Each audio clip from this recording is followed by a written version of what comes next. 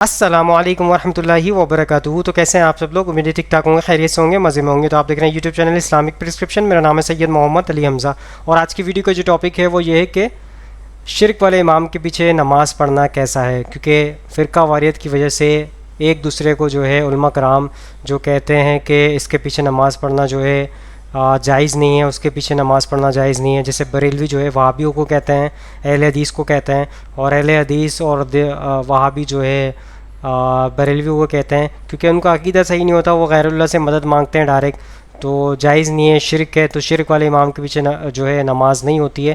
تو اس کی حقیقت کو جاننے کی کوشش کریں گے، کیا معاملات ہیں. تو علماء کرام کی رائے لیں گے سب سے پہلے کہ وہ کس وجہ سے کہتے ہیں کہ وہابیوں کے پیچھے نماز پڑھنا، اہل حدیث کے پیچھے نماز پڑھنا جائز نہیں ہے، کیونکہ ان کا عقیدہ صحیح نہیں ہے. یہ معاملات آپ کے سامنے رکھتے ہیں. تو چلیے جاننے کی کوشش کرتے ہیں. سب سے پہلے کوکب نورانی صاحب کا موقف لیتے ہیں اس حوالے سے، وہ کیا کہتے ہیں. مقتدی اور امام کا عقیدہ یہ شرائط میں سے ہے. امامت کی 6 شرطیں ہیں. کون امام ہو سکتا ہے؟ کتنی شرطیں؟ 6. ان میں سے ایک شرط یہ ہے کہ مقتدی اور امام کا عقیدہ ایک ہو. اگر دونوں کے عقیدوں میں فرق ہے نماز قائم ہوگی. بس مشکات شریف کی حدیث سن لو اور یہ مسئلہ یاد کر لو. حضور صلی اللہ علیہ وسلم نے ایک شخص کو دیکھا کہ اس نے قبلے کی سمت میں تھوکا. حضور صلی اللہ علیہ وسلم نے دیکھ لیا، لوگوں کو بلا کے کہا یہ کون ہے؟ انہوں نے کہا ہماری مسجد میں امام ہے، ہمارے محلے میں. فرمایا آئندہ اس کو امام نہ بنانا. آئندہ اس کو امام، حدیث کہاں ہے؟ مشکات شریف میں. آئندہ اس کو امام نہ بنانا. کیوں؟ اس نے قبلے کی سمت کی تعظیم نہیں کی. قبلے کی نہیں، قبلے کی جس طرف قبلہ ہے اس سمت، کچھ لوگ سمت بولتے ہیں، اس سمت کی تعظیم نہیں کی، لہذا یہ امامت کے لائق نہیں. یقیناً وہ صحابی ہوگا، حضور صلی اللہ علیہ وسلم کے سامنے جو ہے صحابی ہوگا مسلمان. اس نے توبہ کی ہوگی، معافی ملی ہوگی، مگر قانون کیا بن گیا؟ جو قبلے کی سمت کی تعظیم نہیں کرتا وہ امامت کے لائق اونچی. مجھے ایک سوال کا جواب دینا، قبلہ یا اس کی سمت افضل ہے یا میرا نبی افضل ہے؟ اونچی نبی صلی اللہ علیہ وسلم. سب کا جواب چاہیے. میرا کہنا نہیں، صحیح حدیث ہے. حضور صلی اللہ علیہ وسلم نے غلاف کعبہ تھاما اور کہا اے کعبے تو مجھے بہت پیارا ہے، مگر مجھے قسم ہے اس ذات کی جس نے مجھے حق کے ساتھ بھیجا، جس کے قبضہ قدرت میں میری جان ہے، مرد مومن کی عزت اللہ کے نزدیک تجھ سے بھی زیادہ ہے. مرد مومن کی عزت زیادہ کعبے سے، تو جس کا کلمہ پڑھ کے کوئی مرد مومن بنتا ہے اس نبی کی کتنی عزت. تو جو کعبے کی سمت کی تعظیم نہیں کرتا، حضور نے فرما دیا اس کو امام نہ بنانا. تو جو میرے نبی کی تعظیم نہ کرے اونچی، وہ کہیں بھی امام لگ جائے وہ امامت کے لائق اونچی. اس کے پیچھے نماز پڑھنی آپ کہیں گے کہ جائز ہے یا دوہرا لیں. آپ تو یہ پوچھیں گے میں جس قسم کا سنی ہوں مجھ سے یہ پوچھو کہ بد عقیدہ کے پیچھے نماز پڑھنے سے گناہ کتنا ہوگا. اللہ، مجھ سے یہ پوچھو. یہ نہ پوچھو کہ ہو جائے گی یا نہیں، یہ پوچھو کہ اس کے پیچھے نماز پڑھنے پہ عذاب کتنا ہوگا. کیوں کہ جب آپ کہو گے پیچھے اس امام کے، تو جو نبی کا گستاخ ہے اس کو امام کہنا اللہ کو دکھ دینا ہے یا نہیں؟ اونچی. تو جو اللہ اور اس کے رسول کو دکھ دے ہم اس کو امام بنائیں گے؟ ہمارا امام کون ہے؟ جو نبی کا غلام ہے. جو نبی کا غلام نہیں وہ ہمارا امام. دوستو آپ کے سامنے میں نے کوکب نورانی صاحب کا موقف پیش کر دیا اس حوالے سے. انہوں نے کہا کہ جو نبی کریم صلی اللہ علیہ وسلم کی تعظیم نہیں کرتا ہم اس کے پیچھے نماز جو ہے جائز نہیں سمجھتے پڑھنا. یعنی ان کا موقف یہی تھا کہ غیر مقلد جس کو انہوں نے کہا کہ جو ہے وہ نبی کریم صلی اللہ علیہ وسلم کی تعظیم نہیں کرتے تو ان کے پیچھے نماز پڑھنا کیسے جائز ہو سکتا ہے یہ کہہ رہے ہیں. بلکہ اس کا گناہ پوچھے مجھ سے کہ اس کا پڑھنے کا جو ہے جو بدعقیدہ لوگوں کا جو جس کے پیچھے آپ نماز پڑھتے ہیں اس کے پیچھے نماز پڑھنے کا جو ہے گناہ کیا ہوگا. تو بہرحال آپ کے سامنے یہ فرقہ واریت کی وجہ سے یہ معاملات پیش آتے ہیں، جو کہ ہر جو ہے مقاصد فکر کے جو لوگ ہوتے ہیں وہ ایک دوسرے کو برا بھلا کہہ رہے ہوتے ہیں اور جو ہے اپنی اپنی حدیثیں پکڑ کے بیٹھ گئے ہیں. تو آپ کو کیسے پتہ وہ گستاخ ہیں؟ کس چیز سے آپ کو پتہ چلتا ہے کہ وہ جو ہے غیر مقلد یا وہابی یا جو ہے اہل حدیث؟ آپ کو کیسے پتہ وہ گستاخ ہیں؟ وہ تو صرف یہ بتا رہے ہیں آپ کو کہ غیر اللہ سے مدد مانگنا شرک ہے، تو وہ بالکل جائز بات کر رہے ہیں، جو کہ نبی کریم صلی اللہ علیہ وسلم کی حدیث جو آپ نے ایک حدیث آپ نے پیش کی کہ کعبے کی سمت کے اوپر جو صحابہ ایک شخص نے جو ہے تھوکا، جن کو انہوں نے کہا کہ صحابی ہیں، کیونکہ صحابی ہیں، بالکل صحیح کہا انہوں نے کہ جنہوں نے ایمان کی حالت میں نبی کریم صلی اللہ علیہ وسلم کو اپنی آنکھوں سے دیکھا وہ صحابہ کرام ہیں، وہ صحابی ہے. تو آپ کو یہ بات کلیئر ہو رہی ہوگی یہاں پہ. اب دوسری بات یہ جو کہہ رہے تھے کہ وہ حدیث ہے سمت کی طرف تھوکا، تو اس کے اوپر نبی کریم صلی اللہ علیہ وسلم نے ان کو امامت سے ہٹا دیا. تو یہ بالکل صحیح بات ہے، یہ حدیث موجود ہے. اب ایک اور حدیث کی طرف آپ آ جائیں، یہ جو کہتے ہیں غیر اللہ سے مدد مانگنا جائز ہے اور جو ہے اس طرح کے معاملات آپ کے سامنے رکھنے کی کوشش کرتے ہیں. اب دیکھیں نبی کریم صلی اللہ علیہ وسلم نے فرمایا، اے فاطمہ رضی اللہ تعالیٰ عنہ، اپنی بیٹی فاطمہ رضی اللہ تعالیٰ عنہ سے کہہ دیا کہ میرے مال سے جو لینا ہے لے لے، اگر اللہ کے ہاں پکڑ ہو گئی تو جو ہے میں کچھ نہیں کام آؤں گا. تو یہ آپ کے سامنے کلیئر اور واضح حدیث ہے، آپ نے پڑھی بھی ہوگی اور نہیں پڑھی ہو تو آپ جا کے پڑھ بھی سکتے ہیں اس کو. حدیث آپ چیک آؤٹ کریں، گوگل پہ جا کے سرچ کریں کہ نبی کریم صلی اللہ علیہ وسلم نے جو فرما دیا، اے فاطمہ جو میرے مال سے لینا ہے وہ لے لے، اور اللہ کے اگر پکڑ ہو گئی تو میں تیرے کچھ کام نہ آؤں گا. یہ حدیث موجود ہے. اب آپ دیکھ لیں، یہ کہتے ہیں کہ نبی کریم صلی اللہ علیہ وسلم سے مدد مانگنا جائز ہے.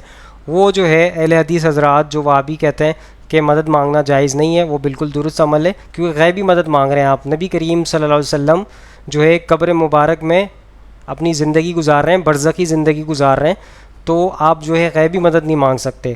تو غیبی مدد صرف اللہ تعالیٰ سے مانگ سکتے ہیں. یہ آپ کے سامنے میں نے موقف رکھ دیا. ان کا یہ بس یہ عقائد لے کے چل رہے ہوتے ہیں کہ جو ہے اس کے پیچھے نماز نہیں اور اس کے پیچھے نماز نہیں.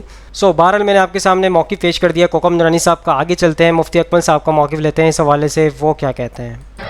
ایک انہوں نے کہا ہے کہ کسی شخص کا مختلف مقامات پر ٹرانسفر ہوتا ہے. اب ایک ایسی مسجد ہے قریب کہ جس کے امام کے بارے میں گمان یہ ہے کہ اس کا عقیدہ درست نہیں ہے، تو اب اس شخص نے جمعہ پڑھنا ہے. جس مسجد کو سمجھتا ہے کہ یہ میرے ہمارا عقیدہ امام کی ہے وہ بہت دور ہے، تو کیا کرے گا؟ دیکھیں، جمعے کے لیے مسئلہ یہ ہے کہ جمعے کی جماعت فرض ہے. جس دن جمعہ ہے اس دن جمعے کی تلاش فرض ہوتی ہے اور جماعت سے اس کو پڑھنا ہوتا ہے. بغیر جماعت کے جمعہ نہیں ہو سکتا. تو اس میں یہ ضرور اصول ہے کہ اگر کوئی ایسا شخص ہے، کوئی ایسا امام ہے جس کے عقائد کا کفریہ ہونا ہمیں معلوم نہ ہو، عقائد کا کفریہ ہونا. ایک ہوتا ہے کہ مخصوص مکتب فکر سے اس کا تعلق ہے، فلاں کا اس تعلق اس سے، فلاں کا اس کا تعلق ہے. یہ ایک الگ چیز ہوتی ہے کہ کوئی اجتماعی طور پہ کسی مکتب فکر پر کوئی سخت حکم لگاتا ہے مشرک ہونے کا، بدعتی ہونے کا، کافر ہونے کا، یہ ایک الگ مسئلہ ہے. لیکن جب ایک فرد واحد آپ کے سامنے ہوتا ہے تو آپ وہ اجتماعی حکم اس کی طرف کنورٹ نہیں کر سکتے ہیں. اب پرٹیکولر اس شخص کے عقائد آپ کو معلوم ہونے چاہیے. اگر اس نے آپ کے سامنے کوئی گستاخی کی ہے، اگر اس نے کوئی غلط عقیدہ ذکر کیا ہے، اس کی آپ نے بیان سنا ہو، تقریر سنی ہو، تو ٹھیک ہے. اگر ایسا نہیں ہے تو پھر یاد رکھیں اس کو مسلمان ماننا فرض ہے. خالی گمان پر کسی کو کافر نہیں کہہ سکتے. ہمارے اکابرین نے بعض اوقات بعض اشخاص میں 99 جہت سے کفر ثابت ہو رہا ہو لیکن ایک جہت سے اسلام بھی اس کا ثابت ہو رہا ہو، تو یہ فرمایا کہ 99 جو جہتیں یا وجوہات ہیں اس کو نظر انداز کریں گے، ایک جہت کو فوقیت دے کے اس کو مسلمان مانا جائے گا. تو اس لیے پھر ایسے شخص کے پیچھے جس کے عقائد کا کفریہ ہونا کم از کم آپ کو پرٹیکولر اس کے کفریہ ہونا عقائد کا معلوم نہ ہو، اس کے پیچھے جمعہ پڑھنا لازم ہوگا. یا پھر اگر آپ یہ مسالک کے فرق کو قائم رکھنا چاہتے ہیں اور اس تکلف میں آپ مبتلا ہیں تو پھر آپ کو دور جائیے اور وہ مشقت برداشت کریں اور وہاں پہ جا کے نماز پڑھ لیں اگر آپ کے قلب مطمئن نہیں ہوتا. لیکن صحیح مسئلہ یہ جو میں نے آپ کی خدمت میں عرض کیا کہ جب تک کسی شخص کے پرٹیکولر عقائد ہمارے سامنے نہ آئے اس کے کافر ہونے کا فیصلہ نہیں کر سکتے ہیں اور مسلمان ماننا فرض ہے. دوستو آپ کے سامنے مفتی اکمل صاحب کا میں نے موقف پیش کر دیا. انہوں نے بہت اچھا موقف پیش کیا اس حوالے سے کہ انہوں نے بالکل کوئی بھی ایسا کوئی فتویٰ جاری نہیں کیا کہ آپ فلانی کے پیچھے جو نماز نہیں پڑھیں، آپ فلانے کے پیچھے نماز نہ پڑھیں. کلیئر کٹ بات آپ کو بتا دی. جو مسجد آپ کے محلے میں موجود ہے آپ کو پتہ ہے، اگر آپ کے کانوں کے اندر اس کے شرکی عقائد آپ کے کانوں تک پہنچے، جیسے ہوتا ہے اکثر جو ہے میں آپ کو اپنی مثال دے کے بتاتا ہوں. میرا جہاں پہ گھر ہے وہاں پر ایک مسجد ہے تھوڑی سے فاصلے پہ, اور وہ بریلوی حضرات کی مسجد ہے. تو وہاں پر جو ہے جو امام صاحب ہیں وہ اکثر جو ہے کوئی ایسے اشعار پڑھ رہے ہوتے ہیں جو شرکی عقائد پہ مبنی ہوتے ہیں, وہ میرے کانوں تک پہنچتے ہیں. اب مجھے اس چیز کا مجھے پروف مل گیا کہ یہ جو ہے یہ امام صاحب جو ہیں یہ شرکی عقائد پہ چل رہے ہیں. اب میں اس کے پیچھے جو ہے میری نماز نہیں ہوگی, کیونکہ مجھے پتہ چل گیا یہ انسان جو ہے شرکی عقائد پہ چل رہا ہے. ہاں اگر جیسے کہ فار ایگزامپل ابھی جیسے امام صاحب ابھی موجود نہیں ہیں مسجد کے اندر, ابھی دوسرے امام آ رہے ہیں, وہ چھٹیوں پہ گئے ہوئے ہیں, گاؤں گئے ہوئے ہیں. اب دوسرے امام صاحب ان کی جگہ پہ آئے ہوئے ہیں, اب میں یہیں پہ جا کے نماز پڑھ رہا ہوں اپنے علاقے کی, ورنہ میں تھوڑا دور مجھے جانا پڑا تھا کیونکہ میرا دل مطمئن نہیں ہو رہا اس حوالے سے. اور یہ اس پہ معاملات ملتے ہیں کہ جب امام صاحب مشرک ہوں یعنی کہ شرک کرنے والے ہوں تو اس امام کے پیچھے آپ کی نماز نہیں ہوتی ہے. آپ کو یہ باقاعدہ آپ کو دلائل مل جائیں گے, آگے بھی ویڈیو چلے گی تو آپ کو پتہ چل جائے گا ایک ایک چیز. تو میں آپ کے سامنے یہ بتا رہا تھا کہ ابھی جو امام صاحب ہیں وہ ان کی میں نے اپنے کانوں سے کوئی بھی ایسی بات نہیں سنی ہے, بھلے سے وہ اسی مقادر فکر کے تعلق میں قائم ہے, مطلب اسی فرقے سے ان کا تعلق ہے, لیکن پھر بھی جب تک ہم اس کے شرکی عقائد کو نہیں اپنے کانوں سے جان لیں, نہیں اپنی آنکھوں سے دیکھ لیں, جب تک ہم اس کو جو ہے مشرک نہیں ٹھہرا سکتے. تو لہٰذا آپ جو ہے اس کے پیچھے نماز پڑھ سکتے ہیں, آپ اس کے لیے جائز ہوگا آپ کے لیے نماز پڑھنا. تو مفتی اکمل صاحب کا بہت اچھا موقف تھا, یہی موقف اپلائی کرنا چاہیے. اور جو اس طرح کے علماء کرام ہیں جو ایک دوسرے کو غلط بولتے ہیں, ایسا نہیں ہونا چاہیے, ناجائز عمل ہے. تو بہرحال آگے چلتے ہیں, آگے موقف لیتے ہیں مفتی طارق مسعود صاحب کا اس حوالے سے وہ کیا کہتے ہیں. لوگ اس سے نہیں ہے کہ فلاں مسلک کے پیچھے نماز پڑھ سکتا ہے, ہر مسلک کے پیچھے نماز پڑھ سکتا ہے, لیکن یہ ضروری ہے کہ امام مسلمان ہو. سمجھ رہے ہو, اگر کوئی دیوبندی امام ہے جو شرک کرتا ہے تو اس کے پیچھے نماز جائز نہیں ہے. کوئی اہل حدیث امام ہے جو شرک کرتا ہے تو اہل حدیث یہ نہیں کہ اہل حدیث کے پیچھے نماز نہیں ہوتی, اس اہل حدیث کے پیچھے نماز نہیں ہوگی. اگر کوئی بریلوی مکتبہ فکر سے ہے اور امام شرک کرتا ہے تو اس کے پیچھے بھی نماز نہیں ہوگی. اس لیے نہیں کہ بریلویوں کے پیچھے نماز نہیں ہوتی, بلکہ اس لیے کہ وہ اسپیسیفک وہ جو امام ہے وہ کیا کر رہا ہے, شرک کر رہا ہے. تو شیعہ ہو, دیوبندی ہو, بریلوی ہو, اہل حدیث جو بھی مکاتب فکر مارکیٹ میں ہول سیل کے حساب سے چل رہے ہیں اور 2500 مکاتب فکر ہیں, تو ہر مکتبہ فکر کی نماز ہر مکتبہ فکر کے پیچھے ہو جاتی ہے. شرط یہ ہے کہ امام شرکی عقیدے کا حامل نہ ہو, ختم نبوت کا منکر نہ ہو, شرکی عقیدے کا حامل نہ ہو. اگر وہ شرک کرتا ہے تو چاہے دیوبندی ہو, اہل حدیث جو بھی ہو, نماز نہیں ہوگی. اب شرک کی ڈیفینیشن کیا ہے, وہ بھی ڈیفینیشن اللہ اس کے رسول نے بیان کر دی ہے. لوگ کہتے ہیں علماء فتوے دیتے ہیں اس کے پیچھے اس کی نماز نہیں ہوتی, اس کے پیچھے اس کی نماز نہیں ہوتی, پھر قواعد پھیلا رہے ہو. بھائی جان اسلام تو ضروری ہے نا, اب مسلمان کی نماز ہندو کے پیچھے ہو جائے گی تو اسی طرح مشرک کے پیچھے بھی نہیں ہوگی, چاہے کسی مکتبہ فکر سے ہو. اور مشرک میں سب سے بڑا شرک کیا ہے, غیر اللہ کو مدد کے لیے پکارنا اسباب سے ہٹ کے. سمجھ رہے ہو, تو اللہ کے ساتھ کسی بت کو شریک کرے یا پیغمبر کو شریک کرے پکارنے میں, یا ولی اللہ کو شریک کریں, وہ سارے شرک اللہ کی نظر میں برابر ہیں. سمجھ رہے ہیں, تو شرک کی جو ڈیفینیشن ہے اس پر میں ڈیٹیل میں بیان کر چکا ہوں کہ غیر اللہ کو پکارنا, کون سی پکار حلال ہے اور کون سی پکار شرک ہے, اس پر میں پوری ڈیٹیل سے بیان کر چکا ہوں. میں وہ آپ یوٹیوب پہ سرچ کر سکتے ہیں, تو اس میں آپ فیصلہ کریں گے. تو اگر آپ کا خیال یہ ہے کہ امام جو ہے وہ یا رسول اللہ مدد کہتا ہے, اور مدد سے مراد بھی اس کی ہے کہ نبی صلی اللہ علیہ وسلم کو اللہ نے کلی اختیارات دیے, جب چاہیں میری مدد جہاں سے بھی بیٹھ کے کر سکتے ہیں, تو یہ تو پھر کھلا شرک ہے نا. تو اگر امام کا یہ عقیدہ ہے یا اپنے پیر و مرشد کے بارے میں عقیدہ ہے کہ وہ قبر میں جہاں سے جائیں جس کی چاہے مدد کر سکتے ہیں, تو ایسا امام چاہے دیوبندی ہو, چاہے اہل حدیث ہو, چاہے شیعہ ہو, چاہے بریلوی ہو, چاہے بالکل کسی مسلک کو نہ مانتا ہو, کچھ بھی ہو, تو وہ مسلمان نہیں ہے, باقی جو بھی ہے, ٹھیک ہے نا. اور اگر شرکی عقیدہ نہیں ہے تو پھر سب کے پیچھے نماز جائز ہے. سو دوستو آپ کے سامنے میں نے مفتی طارق مسعود صاحب کا موقف پیش کر دیا. اس حوالے سے بہت اچھا موقف آپ کے سامنے رکھا. انہوں نے کہا کہ جو شرک عقائد والا امام ہوگا اس کے پیچھے نماز نہیں ہوگی, اور اس حوالے سے انہوں نے یہ بھی بتا دیا کہ جو غیر اللہ سے مدد مانگنے کے حوالے سے جو غیر اللہ سے مدد مانگی جاتی ہے اسباب سے ہٹ کے, ایک تو اسباب کے تحت ہوتا ہے کہ میری والدہ موجود ہے نیچے, میں نے امی سے کہا امی مجھے کھانا دے دو, ٹھیک ہے, یہ ہو گیا اسباب کے تحت. اب میری امی جو ہے انتقال کر چکی ہوں, وہ قبر میں موجود ہوں, اور میں یہاں گھر میں بیٹھ کے کہوں کہ امی مجھے کھانا دے دیجئے, تو یہ ہو گئی غیبی مدد. آپ نے غیبی مدد مانگی تو آپ مطلب یہ شرک کی عقائد پہ مبنی ہو گئی, اور آپ کو کھانا تو نہیں ملے گا, وہ آپ انتظار ہی کرتے رہیں گے, آپ کو کھانا نہیں ملے گا. تو یہ آپ کے سامنے کلیئر کٹ آپ کو بتا دیا کہ پیغمبروں سے مانگنا غیبی مدد یا اولیاء اللہ بزرگان دین سے مدد مانگیں گے غیبی مدد, تو یہ شرک ہو جائے گا. تو اس کے اندر جو ہے اگر اس طرح کا کوئی امام ہے تو اس کے پیچھے نماز آپ کی نہیں ہوگی. اور آپ نے اس کو عقائد کے بارے میں آپ کو پتہ بھی ہونا چاہیے کہ فلانے کا عقائد ایسے ہیں, آپ نے سنا ہو اس کے کانوں سے اس کا یہ عقائد ہیں, اور اگر نہیں سنا ہے تو پھر آپ جب تک آپ کو کنفرمیشن نہیں ہے اس کے حوالے سے تو آپ جو ہے اس کے پیچھے نماز پڑھ سکتے ہیں. بہرحال آگے چلتے ہیں, انجینئر محمد علی مرزا صاحب کا موقف لیتے ہیں اس حوالے سے, وہ کیا کہتے ہیں. اس سے امام بخاری نے رزلٹ نکالا کہ خلیفہ راشد نے ہمیں یہ کہا ہے کہ باغی اور بدعتی کے پیچھے نماز پڑھنا درست ہے, اور دیوبندی اور بریلوی اور اہل حدیث جو آپ کو دھوکہ دیتے تھے نا کہ وہ یہودی مارنے کے لیے آئے تھے, تو اس کا مطلب ہے حضرت عثمان یہ بھی سمجھتے تھے کہ یہودی جو ان کے نزدیک یہودی تھے ان کے پیچھے نماز پڑھنا درست ہے. ہوں دسو کیا کرو گے, ماننا پڑے گا کہ مسلمان تھے. ہاں اہل بدعت تھے, خلیفہ راشد کے خلاف انہوں نے بغاوت کی, سب کچھ تھے, لیکن خلیفہ راشد کا آپ ٹیمپرامنٹ دیکھیں کیا ہے, وہ کہہ رہے ہیں نماز ان کے پیچھے ہو جائے گی. یعنی وہ کہتے تھے مجھ سے اختلاف کرنے کا مطلب یہ تو نہیں ہے کہ اسلام سے نکل گئے, نماز ان کے پیچھے ہوگی. اس کے بعد کوئی ہمیں لا کے کہ جی وہ فلانے امام نے یہ کہا کہ فلانے کے پیچھے نماز نہیں ہوتی. وہ اپنے مامیاں دے فتوے اپنے کول رکھو, مامو پارٹی سانو نہ کو فتوا دسو, ہم فتوا آپ کو بتا رہے ہیں عبداللہ بن عمر کا, اس سے بڑھ کر مولا علی کا اور حضرت عثمان کا. تو آڈے بابے تے امام تے شاہی کوئی نہیں سوری شاہی کوئی نہیں, ان کے مقابلے پہ ہم تو شاہی کوئی نہیں.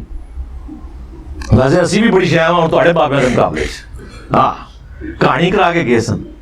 علیکم بسنتی و سنت الخلفاء الراشدین المہدیین, جامعہ ترمذی میں, سنن ابی داؤد میں, مشکات کے اندر بھی حدیث موجود ہے کہ تم پر میری سنت اور میرے خلفاء راشدین ہدایت یافتہ کی سنت لازم ہے. تو انہوں نے تو کبھی اس طرح انڈورس نہیں کیا. تو یہ ساری کی ساری چیزیں ہیں, یہ وہ دین ہے جو کتابوں میں ہے.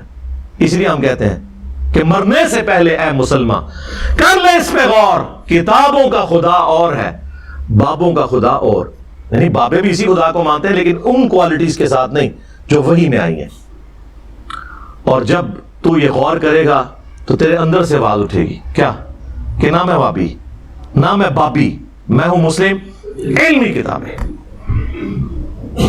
اور جب یہ آواز گلی گلی سے آئے گی نا تو انشاءاللہ تعالیٰ آپ سمجھ لیں کہ فرقوں کی دکانیں بند, the damage has been done. ہو گیا نا. صلو علی محمد و آل محمد, اللہم صلی علی محمد وعلی آل محمد و اصحاب محمد و ازواج محمد و امت محمد اجمعین الی یوم الدین. آمین. سو دوستو آپ کے سامنے انجینئر محمد علی مرزا صاحب کا میں نے موقف پیش کر دیا اس حوالے سے, لیکن اس کے اندر میں اختلاف کروں گا تھوڑا سا, کیونکہ انہوں نے کہا باغی اور بدعتی کے پیچھے نماز ہو جاتی ہے, لیکن یہ معاملہ جو ہے شرک کی بات ہو رہی ہے, شرک والے امام کی بات چل رہی ہے.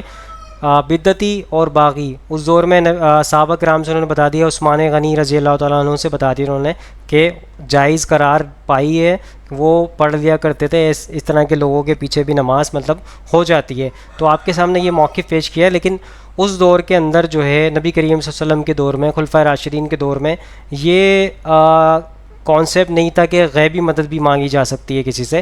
یہ تو بعد میں جب فرقہ واریت شروع ہوئی ہے تو غیبی مدد کا سلسلہ جو ہے لوگوں کا مانگنا شروع ہوئے ہیں, لوگوں کے اندر یہ عقائد پیدا کیے گئے ہیں.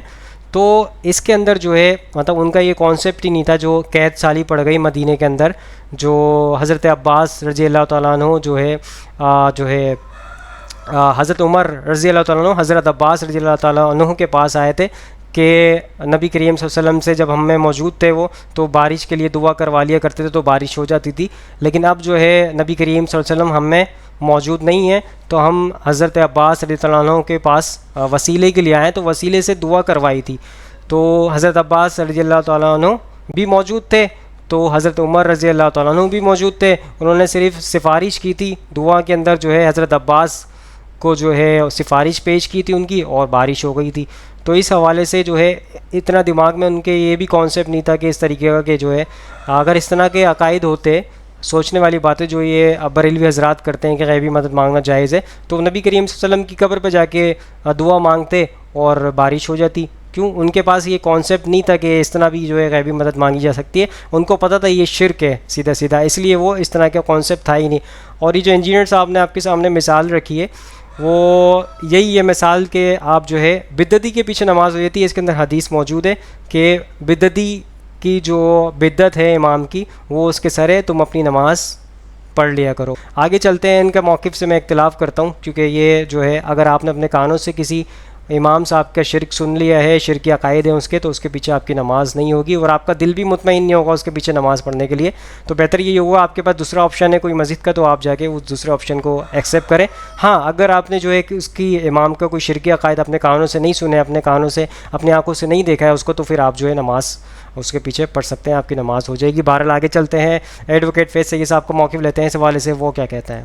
یہ راتوں کے تعلق سے جو بدعت ہوتی ہے اور بہت بڑے پیمانے پہ ہوتی ہے, اللہ نے مجھے سوال کیا کہ اگر یہ غلط ہوتا, حنفیت اگر غلط ہوتی ہے تو پھر اہل حدیث ان کے پیچھے نماز کیسے پڑھتے ہیں, سلفی لوگ ان کے پیچھے نماز کیسے پڑھتے ہیں؟ اس کا مطلب یہ ہے کہ یہ صحیح ہے, تو یہ ایسے بدعتیوں کے پیچھے نماز ہوگی. اچھا سوال کیا کہ کچھ لوگ بدعت کرتے ہیں اور جب ان سے بدعت کے بارے میں کہا جاتا ہے تو وہ کہتے ہیں کہ تم تو کتاب و سنت کے ماننے والا ہو, ہم تو فلاں ہیں بدعتی, یہ فلاں ہیں.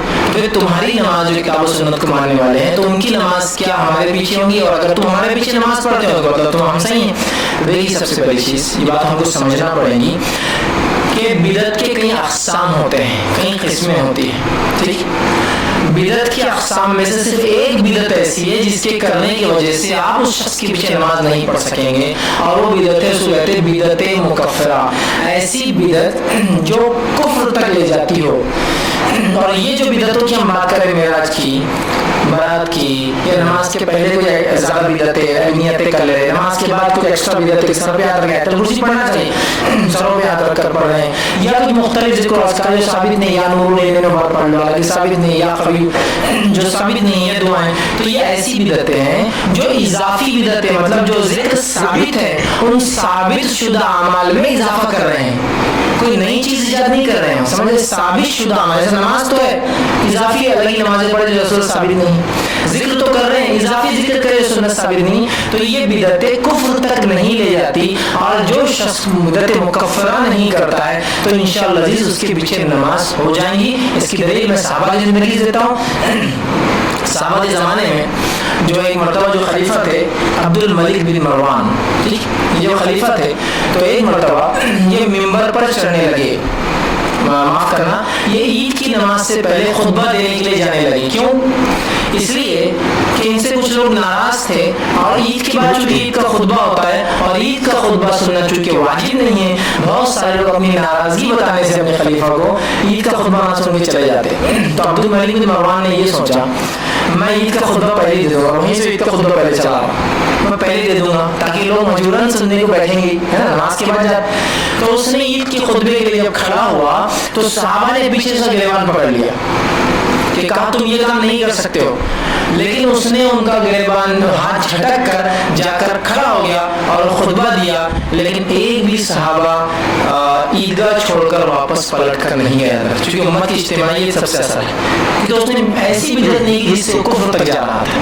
بدعت تھی, خطبہ تو دینا سنت ہے, اس نے بدعت کیا کی, پہلے دیا, لیکن یہ کفر والی بدعت نہیں تھی. لہذا صحابہ کا اس کے پیچھے بیٹھے رہنا اس چیز کی دلیل ہے کہ صحابہ نے اس بدعت کی وجہ سے, ابتدائی کرنے کی وجہ سے اس کے پیچھے نماز کو نہ پڑھنا اپنے اوپر جائز قرار نہیں لیا. تو لہٰذا ایسا کوئی بھی شخص جو مشرک نہ ہو کھلا, یہ نہیں کہ ایسا ہو سکتا ہو ایسا ہوگا کھلا, اور اس کے علاوہ اگر بدعتیں کرتا تو کفر تک نہ جاتی ہو تو اس کے پیچھے نماز پڑھنا انشاءاللہ عزیز درست ہوگا. اگر ہم ایسا نہ کریں تو ہم, ہاں یہ الگ بات ہے کہ آپ کے پاس دو مسجد کے آپشن ہیں, ایک جگہ کتاب و سنت والا پڑھاتا ہے, دوسری جگہ ایک آدمی جو بدعت کرتا ہے, تو یہ تو بیسٹ آپشن آپ کے. لیکن کچھ علاقے میں جانتا ہوں جہاں 100% مساجد میں, مطلب 100 مسجد ہے تو ایک بھی مسجد ایسی نہیں جو کتاب و سنت کی ماننے والی, تو کیا کریں, نمازوں کو چھوڑ کے پورا ثواب ضائع کریں.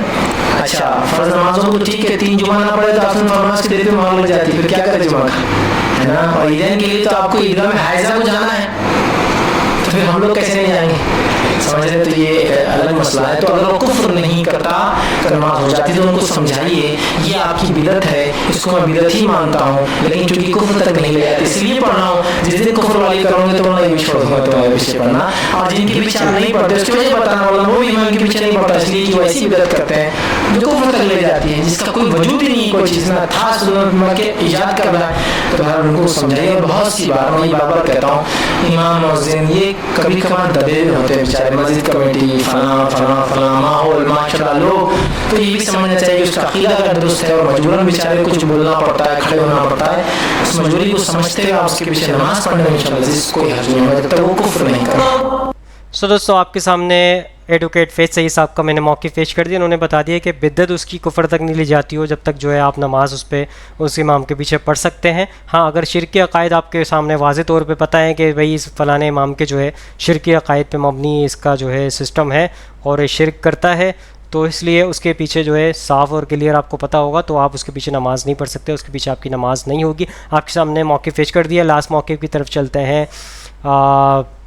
सुहेब अहमद मीर साहब को मौक़िफ़ लेते हैं, वो क्या कहते हैं इस हवाले से। इमाम अगर बिदअती है तो ये बात समझनी चाहिए, बिदअत की दो किस्में हैं, बिदअत मुकफ्फिरा और बिदअत मुफस्सिका। बिदअत मुकफ्फिरा का मतलब ये है जो शख्स बिदअती है और बिदअत की दावत भी देता है, ऐसे शख्स के पीछे नमाज नहीं पढ़नी चाहिए। और अगर कोई शख्स बिदअत मुफस्सिका में है, बिदअत के पीछे लगा हुआ है और आपकी नमाज जारी है, तो सही बुखारी की रिवायत आपके सामने होनी चाहिए, युसल्ली खल्फहु व अलैहि बिदअतु, उसके पीछे नमाज वक्त पे पढ़ लो, उसकी बिदअत उसके सर पर है। इमाम बुखारी रहमतुल्लाहि अलैहि सही बुखारी में जो रिवायत लाए हैं, सैयदना उस्मान रज़ियल्लाहु तआला अन्हु को शहीद करने वाले बुलवाई जब आए थे, सहाबा ने आके कहा वो नमाज पढ़ाने लगे, उनके साथ नमाज पढ़ ले, और वो कातिल थे सैयदना उस्मान रज़ियल्लाहु तआला अन्हु। तो आपने क्या हुक्म दिया, अस्सलातु खैरु मिन हादा, नमाज बेहतर है, जाओ अपनी नमाज पढ़ लो। इसलिए कोशिश इस बात की करनी चाहिए कि नमाज सही तरीके से अदा करने वाले के पीछे नमाज पढ़े, और अगर इस तरह का मौका बनता है कि वो इस तरह की बिदअत का मुर्तकिब है तो उसकी बिदअत उसके सर पर है, तुम अपनी नमाज मुकम्मल करो। सो दोस्तों, सुहेब मीर अहमद साहब ने भी जो है आप मौक़िफ़ आपके सामने रख दिया। बिद्दती इमाम के पीछे भी आपकी नमाज हो जाती है, क्योंकि बिद्दत जो हदीसों में पता चल गया है, बिद्दत उसके सर है, तुम अपनी नमाज़ पढ़ लिया करो। तो आज की वीडियो से आपको समझ आ गई होगी बात। अगर नहीं समझ आई है तो मैं छोटी सी क्लैरिफिकेशन आपके सामने रख देता हूँ। अगर आपको जो है किसी इमाम के हवाले से पता हो कि ये इमाम जो है शिरक के अकायद रखता है, शिरक के अल्फाज उसके आपने अपने कानों से सुने हो, तो उसके पीछे आप नमाज नहीं पढ़ें, क्योंकि आपकी नमाज नहीं होगी। शिरक के इमाम के पीछे जो है आपकी नमाज नहीं होती।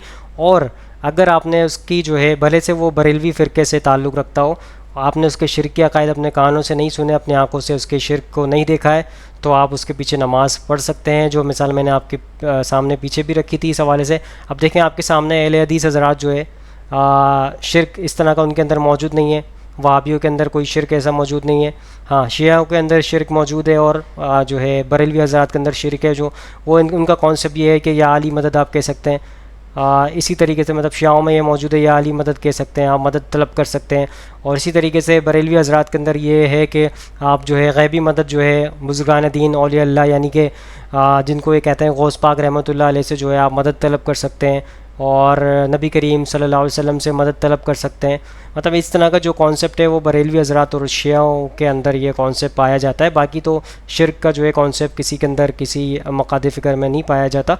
तो इसके अंदर यही है कि आप जो है ये नहीं कह रहा मैं कि किसी भी फ़िरके को देख के आप जो है इसके पीछे नमाज ना पढ़े। हाँ, उनमें से हो सकता है कोई वाज़े तौर पे आपके सामने क्लियर हो गया हो, इमाम साहब ये फ़लाना इमाम है, ये शिरक करता है, आपने सुना है, आपने देख लिया, बस उसके पीछे आप नमाज़ ना पढ़े। बाकी जितने भी मस्जिद हैं, जौन सी भी मस्जिद है, सब के पीछे आप नमाज़ पढ़ सकते हैं, आपकी नमाज़ हो जाती है। इस पर हदीस मौजूद है जो दलाइल उलमा कराम ने आपके सामने रखे हैं। लेकिन बस यही है कि बात फ़िरका वारियत से बाहर निकले, क्योंकि एक दूसरे को ये इल्ज़ामात देते हैं और तंबियाँ करते हैं एक दूसरे के ऊपर।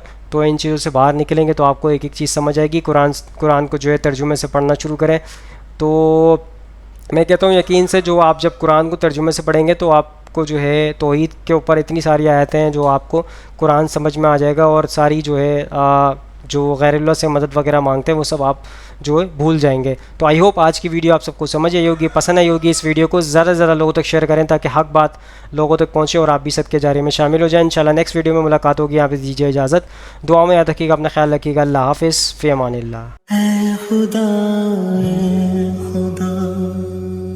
جس نے کی جستجو مل گیا اس کا تو سب کا تو ہے.